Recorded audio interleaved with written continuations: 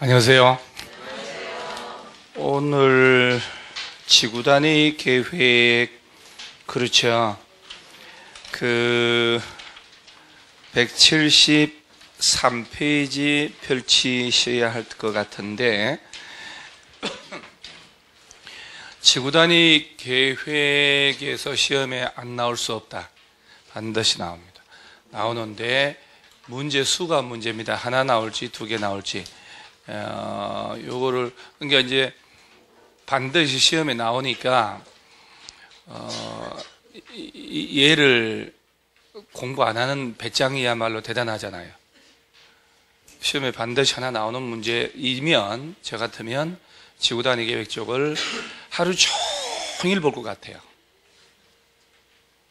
지구 단위 계획 쪽에서 머릿속에 그림이 잡힐 때까지 한나절 내내 얘만 반복 계속해서 공부 그렇게 하지 않으면 공법은 절대 그림 안 잡혀요. 너무 암기할 게 많기 때문에.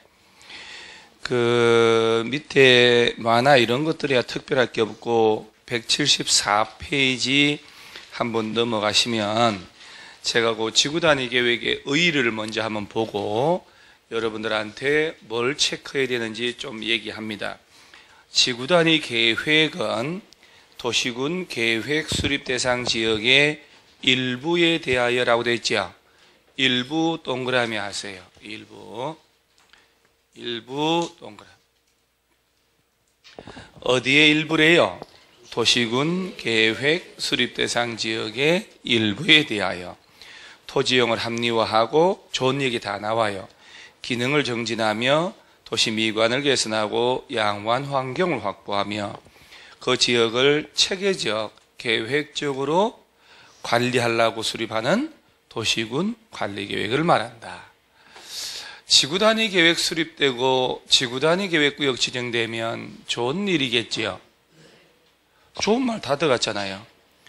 토지용을 합리화, 도시 기능을 정진, 미관을 개선, 양호한 환경을 확보한대요. 많이 좋아지네, 그러죠? 그래서 머릿속에 이게 낯설단 말이에요. 이게 공부를 1월달 처음 하신 분들은 평생 처음 들어보는 얘기예요. 이런 얘기가. 그래서 얘가 계획 신도시 만드는 거예요. 그래서 우리가 일기 신도시들부터 마곡 신도시, 판교 신도시까지 다 예로 지정돼서 지구 단위 계획 짜서 계획도시 만드는 거예요. 옛날 도시 개발할 때는 달라지는 거예요. 그러면 요 지구 단위 계획, 참 이게 참 재밌는 제도인데, 제가 볼 때는 참 재밌는데 학생들이 볼 때는 골병 든다.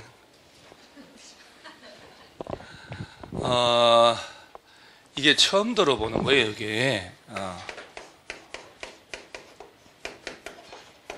요 지구 단위 계획을 짜가지고 요걸 적용할 구역을 지구 단위 계획 구역이다, 이렇게 얘기를 해요. 그런데 얘가 돌아간 지는 얼마 안 됐고, 예전에는 뭐라고 했냐? 예전에 이렇게. 그래서 예전에 이 제도의 뿌리 아는 공법생들 얼마 되지 않아요. 오래전에는 도시설계, 그 다음에 상세계획, 도시설계 구역, 상세계획 구역이었어요, 예전에. 그래서 이 도시설계는 그 당시에 도시계획법, 상세계획은 건축법, 서로 막 법이 따로 있어가지고 통합을 해서 지구단위 계획 만드는 거예요. 얘네들이 1, 2 바뀐 거예요. 그러니까 얘네들이 훨씬 더 알아듣기 쉬워요. 하나의 설계 짜서 그 설계대로 도시 만드는 구역, 상세한 계획 짜서 만드는 제도, 상세 계획 구역, 도시 설계 구역. 그런데 얘를 지우면 추상적으로 바뀌어버려요. 와닿지 않은 느낌이. 지구 단위 계획 구역, 뭐요? 지구 단위로 계획 짜나? 이렇게. 온 세상 지구 다 만나면 다 만나고 오겠지. 둥그니까 이렇게. 그러니까 영 느낌이 이상해져 버린 거예요. 그래서 우리가 알고 있는 신도시들, 그래서 뉴스를, 여러분들이 뉴스를 관심이 없어서 이제 안 들어오는데, 서울시에서는 강남에 무슨 현대아파트 압구정동 재건축할 때 지구단위 계획 수립을 통하여 이렇게 뉴스 나와요. 계속 지구단위 계획이라는 게 언론에 보도가 돼요. 내가 관심이 없어서 안 들리고 안 봤을 뿐이고 신문에도 계속 나오고 해요. 그래서 내가 관심 없으면 안 보이거든, 그게.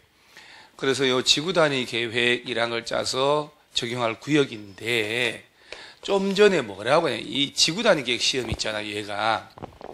여기 지금 여기서부터 5장이에요, 5장. 우리 교과서가 저 183페이지까지. 그렇죠? 5장이거든. 페이지로 10페이지. 그런데 말입니다, 여러분. 객관식을 내 여기서 5 지문으로. 암만 지구 단위가 문제 나와서 교과서 예를 펼치고 암만 찾아도 여기에 지문이 없어요. 그 문제 출제한 놈들이, 미친놈들이 이렇게 냈을까? 아니, 지구 단위가 여기 저기 다 있기 때문에 그걸 갖다가 여기 없는 지구 단위 관련된 게 딴 데도 있거든요. 갖다가 이 문제 쓸 때 같이 써요. 그러니까 여기 앞만 봐도 여기는 없는 거야. 자, 예를 들어 볼게요.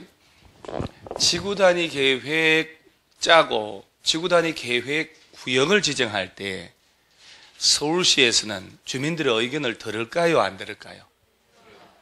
자, 지구 단위 계획 짜고 지구 단위 계획 구역 지정하려면 도시군 관리 계획 짜야 되는 건 알죠?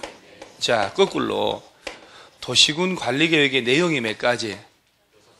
자다가 벌떡 일어나가지고 6개 떠들고 다시 쿡 자야 된다고.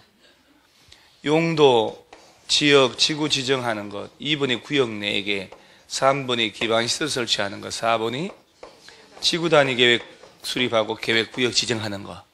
그러니까 이제 지구 단위 계획 짜고 지구 단위 계획 구역 지정할 때는 그때마다 도시군 관리 계획 위반 결정을 해야 되는데, 옛날 기출문제 보면은요, 어이가 없어요. 지구 단위 계획 구역 지정은 도시군 관리 계획, 시끄러워서 그냥. 지구 단위 계획 구역 지정은 도시군 관리 계획 결정 절차를 거쳐야 되는데, 지구 단위 계획 수립할 때는 그러하지 않다. 이렇게 낸 적이 있어요. 똑같아요, 다. 얘 지정하거나, 그리고 얘 짤 때 전부 기초조사를 거치고, 요 절차 우리 배웠잖아요. 주민들의 의견을 듣고, 주민 의견 들을 때 공청회 열고 안 열고? 공청회 열지 않죠. 안을 짜서 며칠 이상 열람케 하고, 열람기간 14일 이상 주고, 지방의회 의견 다 들어서 안을 짜서 관련 부처 협의하고 심의 거치고 최종 결정을 하고, 그 도시군 관리계획 절차를 거쳐서 지구 단위 계획 구역 지정을 하고 지구 단위 계획을 수립을 하는 거예요. 그 다음, 보통 도시군 관리계획 결정권자는 시, 도지사나 대도시, 시장, 예외로 국토교통부 장관. 자, 대도시급 이상에서만 용도 지역 지정하고 해요. 그런데 지구 단위 계획 수립하고 지구 단위 계획 구역 지정할 때는 시장, 군수가 직접 입안해서 결정해도 돼요. 이거 기억날란가 모르겠어요. 그래, 여러분들이 봐요. 용도 지역, 용도 지구, 용도 구역 배웠잖아요, 이제. 용도 지역 쪽에 우리 교과서 읽어보면 지정권자에 뭐라고 되냐면 국토교통부 장관, 시도지사, 대도시시장은 이렇게 가요. 용도 지구도 그래요. 용도 구역 쪽에는 자, 경우마다 다르잖아요. 개발장구역은 지정권자가 국토교통부 장관, 그 다음에 여러분 좋아하는 수산자원보호구역은 해양수산부 장관, 그 다음에 도시자연공원구역은 시도지사, 대도시시장이, 그 다음에 시가와조정구역 시도지사, 예외 국토교통부 장관이, 입지규제 최소구역은 도시군관리계 결정권자가 시장운수 제외하고. 야, 그거 복잡하거든. 그러면 지구단위 계획구역은 일반 시장 운수도 지정할 수 있습니다. 그래서 결정권자 배울 때 석 언급을 하고 줄 딱 쳤는데 기억이 없어요. 줄 친 기억 없죠?